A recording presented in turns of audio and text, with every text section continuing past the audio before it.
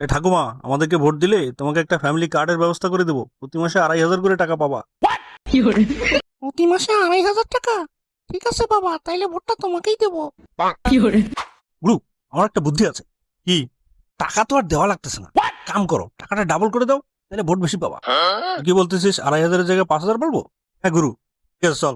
বৌদি, আমাদেরকে ভোট দিলে ওদেরকে ফ্যামিলি কার্ড দেবো, প্রতি মাসে 7,000 করে টাকা পাবা। আচ্ছা ঠিক আছে, ভোটটা তাহলে তোমাদের কি দেবো। ঠিক আছে, ঠিক আছে।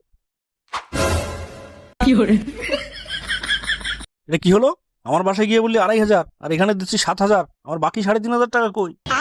দাদু, টাকা তো এখনো দেওয়া শুরু করি নাই। আচ্ছা, ভোটটা দাও, আমরা জিতলে তোমাকেও 7,000 করে টাকা দেবো। ছেলে, তো পেয়েছিস আমাকে? ভোটে জেতার আগেই 3,500 টাকা মেরে দিলি। ভোটে জিতলে তো আর কিছুই দিবি না। কি দাদু?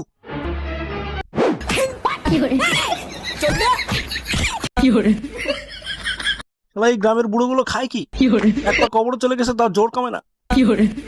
গুরু, আমার একটা বুদ্ধি আছে।